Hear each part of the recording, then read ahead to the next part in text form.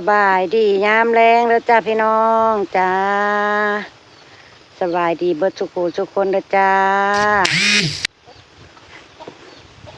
ตอนแรงเริ่มเห็นแสงตะเวนในแล้วพี่น้องแต่ว่าท้องฟ้ากระเบิงยังแบบยังบ่ได้เบาบางยังเป็นตะชิตกโยดโป๊ะโป๊ะลงมาอีกแล้วพี่น้องเอ้ยปลาบัวมาอย่างในคันหนองปลาบัวโพดขายข่าพี่น้องมีคนสั่งข่าปลาบัวแล้ว60 บาทปลาบัวสิมาถอดข่าขายพี่น้องเริ่มแล้วเริ่มธุรกิจของปลาบัวแล้ว ธุรกิจขายข่าขายยอดข่าอ่อนของทุกปีปลาบัวสิขายเริ่มแล้วลูกค้ารายแรก60 บาทโทรมาเตรียมไว้ให้เพิ่นก่อนพี่น้องสองพอลูกเพิ่นทางให้มื้อเช้านี่ก็ย่างง่ายเลยได้บาทนี่เลือกเอาลำงามๆเด้อเฒ่าเด้อลูกค้าคนแรกของเฮาเฒ่าโอ้ยผู้ซอยสวัสดีพี่น้องคนมีค่านี่แหละคนนี่ลำแรกเลยนี่นี่โอ้ยมันคือยาวแท้นี่โลดเพิ่นบ่ให้ปอกพี่น้องเพิ่นสิไปปอกเองเพิ่นดีๆเด้อเฒ่านี่ละนี่1 ลำ2 บาทเอาประมาณนี้ลำละบาทปลาบัวขายลำละบาทนะพี่น้องเพิ่นสั่ง60 บาทปลาบัวก็สิให้60 ลำ60 ยอดประมาณนี้แหละนี่หลายคักกำลังขึ้นธุรกิจของพ่อใหญ่พรแม่ใหญ่บัว ธุรกิจขายข่าแต่ละปีเอารถอาหารก็จะเอารถมันติดหัวอ่อนกะมาพี่น้องปลาบัวกับสิซอยลงพรดึงก่อนจักบาทมันซอยพ่อน้องบอยแน่หรือว่าให้ลุงพรดึงคนเดียวก็ได้60 ลำหนึ่งเนาะ60 ยอดชิวๆลุงพรว่ะไปดิจะมาลกซอยลุงพร คันมือมาแต่เดินแล้วจากลกขาขายนี่เพราะอันเพิ่งสิออกเต็มที่ได้พี่น้องตอนนั้นก็มีคนอยากซื้อเยอะแต่ปลาบัวบ่ทันได้ขายเพราะว่าบ่ทันละลายถ้าโพดขายแบบนี้ก็สิมีมาชูมืออะไรหรือว่าสิไปปอกแบบว่าปอกงามๆแล้วก็ถ่ายรูปโชว์บ่เนาะพี่น้องโอ้ลำนี่บ่นับเด้อเฒ่าลำนี่บ่ผ่านเด้อนี่บ่ผ่านเฒ่าบ่ผ่านอย่าดึงมาเด้อแบบนี้นะ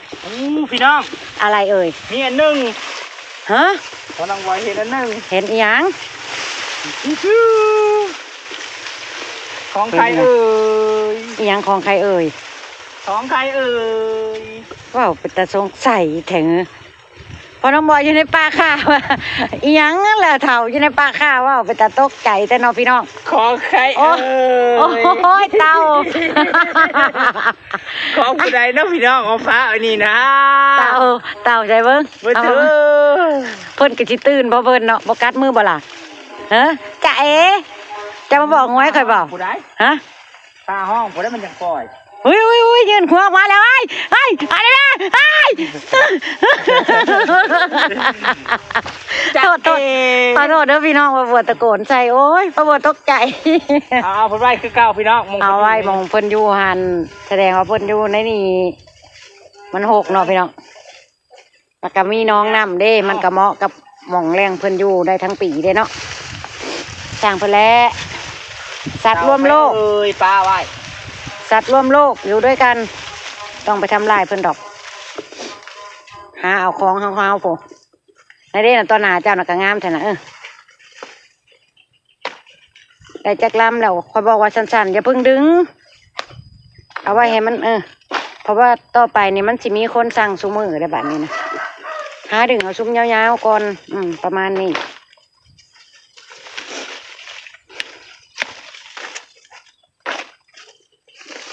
เอาขนาด3-4 ใบขึ้นนะเถาซุ้ม2 ใบ 3 ใบอย่าเพิ่งดึงดิ้งไปหาเฮ็ดกับสอมาดึงค่ากันยังสออยู่นะลูกปลาบัวอยากดึงได้เบ้อปลาบัวหามุมก่อนหามุมวางอันกล่องก่อนพี่น้องปลาบัวว่าสิดึงลุงพ่อมอยดึงจ้อยพี่น้องเมื่อนี้เพิ่นดึงแป๊บเดียว60 ลำให้ปลาบัวมัดละ20 ลำมัดละ20 ยอดพี่น้อง มัดก่อน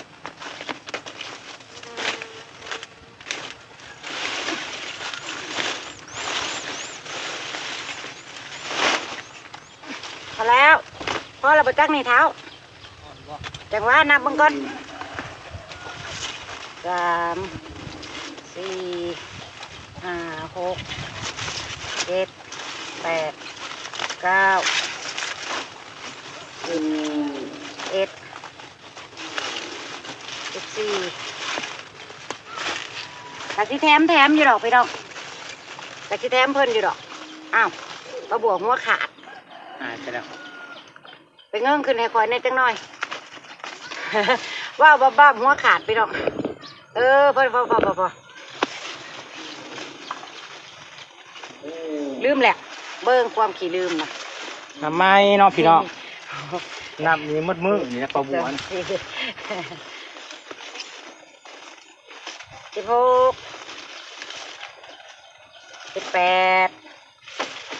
หายประมาณ22 ลำเนาะเนี่ยน่ะงัวน้อยเป็นมันออกเลยไปไล่แล้วคอยมัดดูเบอเนี่ย20 บาทพี่น้องทำสกิน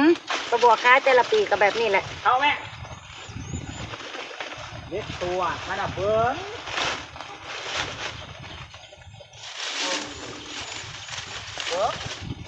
ปัดเตรียมไว้เพิ่นเพิ่นมาเอาเองพี่น้องเอ้ย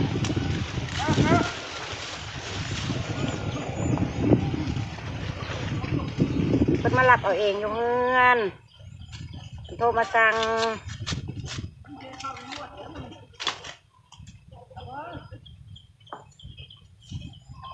เนี่ยมันคือหมัดก็ได้หาแนวหมัดก่อนหาล้ำเพิ่นมาหมัดก่อนพี่น้อง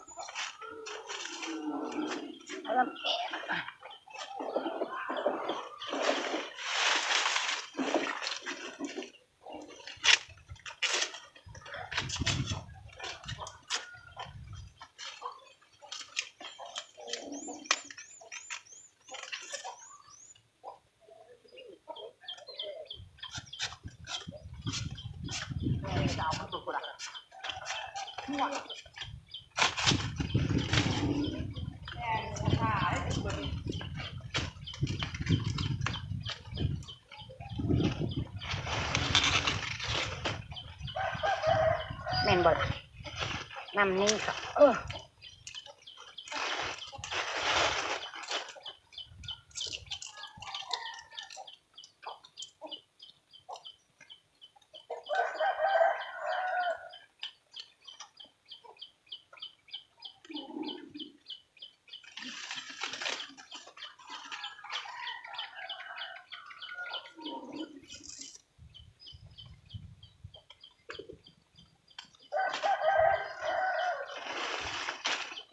ปีที่แล้วนี้จน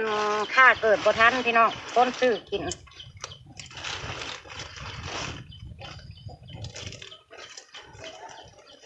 จนปลาบัวย้อม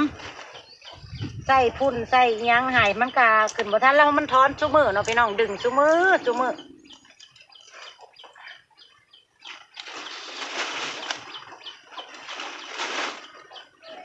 ปลาบัวขายหลายแน่อยู่ไอ้พี่น้องเลยคอยเป็นพุ่นเพิ่น1 มัด20 บาทพี่น้องแพงบ่หรือถือคอมเมนต์บอกปลาบัวหน่อยเด้อ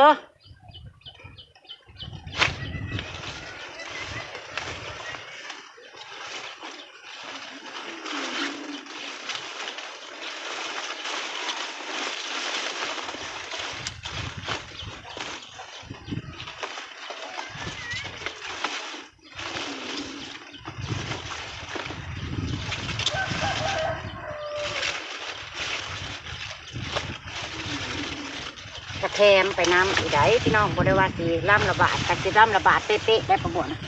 ไม่แถม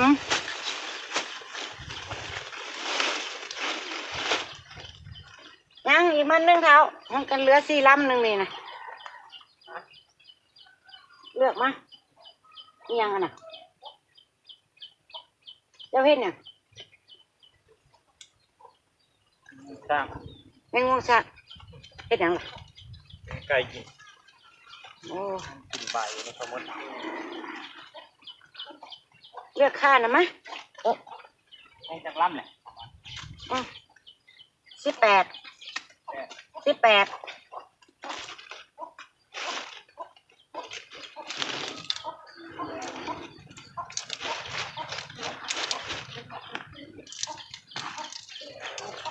ินบนหัวทั้งห้า รายได้เสริมพี่น้อง จากการขายขนม แต่ละปีขายยอดค่ะ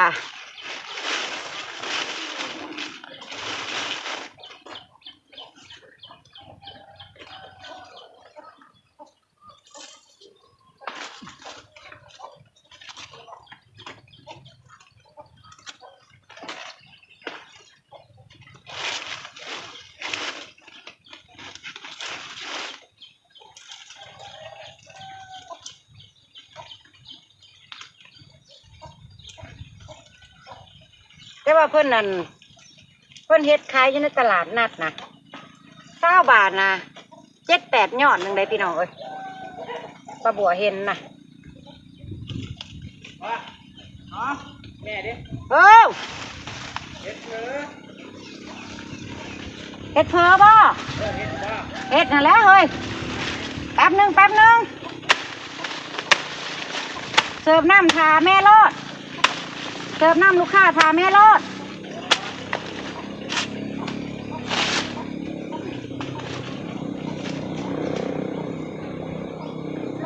แพงหรือถือบอกป้าบัวเลยเด้อพี่น้อง เบิ่งพูดจนได้แบกพูดได้พี่น้อง20 บาทอ่ะเดินเท้าพอจะเมื่อเฮ็ดเพอเลยเด้อ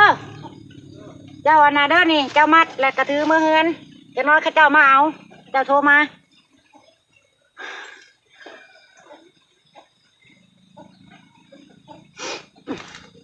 พอเลยบ่เลยพอเลยจะได้มามัดเมื่อพร้อมกันเด้ลำนี่เด้งามกระโดดนี่ ปราบลูก โอ้โอ้มันบริดึงง่ายเด้อล่ะเนาะเบิ่งพ่อน้องบอยดึงคือง่ายง่ายก็ง่ายแท้ตุ๊ดหมดเด้อเหรอแล้วนี่ ติดตามเลย เดี๋ยวมาใส่มันพอเอาลำใหญ่ๆมันเลือกเอาลำใหญ่ๆมันไม่ใช่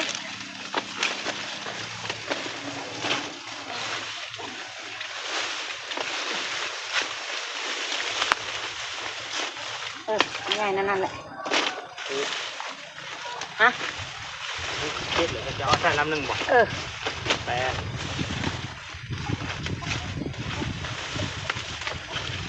เก้า ไปแกงใส่น้ำให้เพื่อนหน่อยเด้อล่างขี้ดินในอันนี้มันออก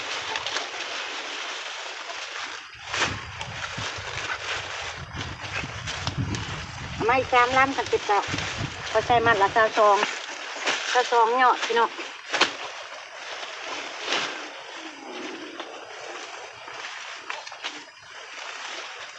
งามคักอ่อนคักมันไปปอกก็ได้บักเงาๆกินแล้วก็หวานนะพี่น้องจิ้มมันแก้วปลาทูเนาะพี่น้องแซ่บเลยป้าบัวมักกินแบบนั้นพอแล้วบ่ครบแล้วมันบอกครบจำนวนเอามัดไปโอ้ยถือมือไปล้างน้ำให้เพิ่นเลยเด้อมันเปื้อนไหมเมื่อกระใส่ทง 20 บาทพี่น้องโอ้ยหลายๆกว่าตลาดอีก ตลาดในเฮ็ด7-8 ยอดเนาะเขาเห็นนะ7-8 ยอด20 บาทอย่างนี้พี่น้องป้าบัวเห็นนะแต่ป้าบัวบ่เฮ็ดดอกอีต้นคน เป็นจำนี้เนาะพอน้องบอยกับจิพอนกินอยู่แล้วอยู่ตลาด20 บาทละ20 บาท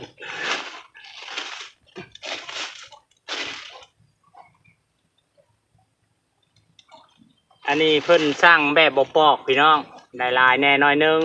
ถ้าปอกให้ก็สิประมาณ17-18 ยอดคือกันอะไรคันปอกให้ก็ได้แล้วแต่ยอดน้อยยอดใหญ่ ปอกกระปอกบุดเดียวเนาะพอน้องบอยปอกบ่หล่นได้ได้แล้ว ลูกค้าก็มาคิดเพอมาแล้ว ม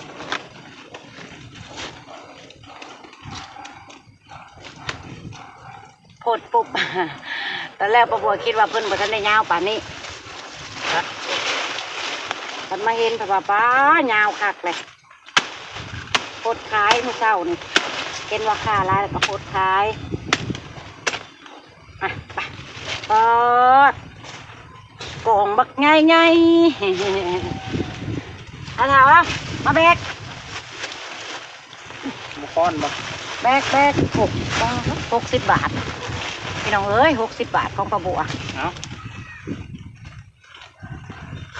เดี๋ยวกาแฟ